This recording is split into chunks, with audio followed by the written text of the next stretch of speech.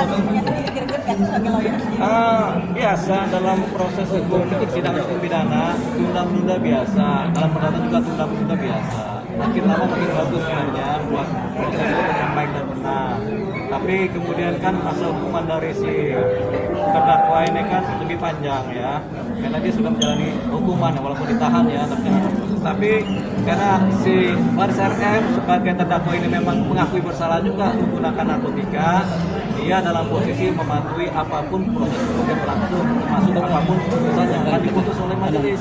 Begitu, tapi dalam konteks dakwaan dia adalah sebagai pengedar. 3 pasal itu adalah sebagai pengedar. Pasal 114, 112 dan 111 itu mengenai pengedar. Sementara dari pembuktian dan saksi-saksi menyatakan bahwasanya Faris RM sebagai seorang pengguna yang akut, itu kecanduan akut begitu.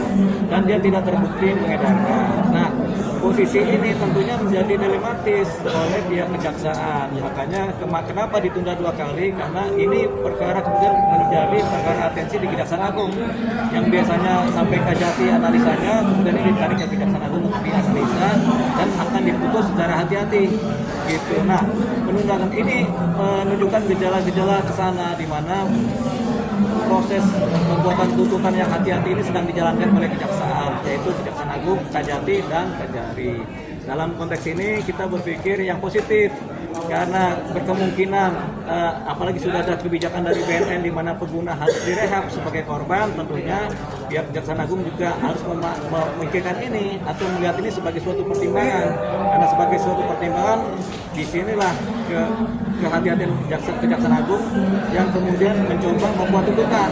Tuntutannya apa? Kita berposisi tinggi bahwasanya berkemungkinan besar tuntutannya adalah dia akan direhabilitasi, dituntut rehabilitasi untuk 2 kalinya. Itu Mungkin kesiapan sendiri seperti apa sih? Mungkin tampak hari tampak hari Faris RM tampak lebih segar. Ya pasti kita lihat lagi kan di persidangan dia lebih segar. Kenapa?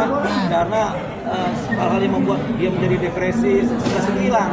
Kecanduannya mungkin karena sudah tidak ada obat-obat yang dia perlukan di bila canduan kemudian tidak ada, ya sudah akhirnya dia tidak pakai.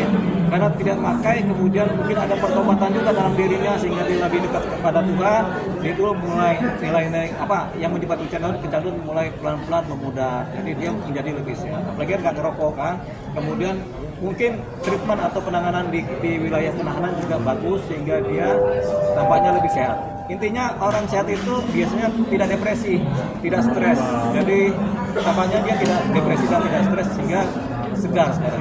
Bang, penundaan ini menjadi sebuah keuntungan atau malah kerugian ya?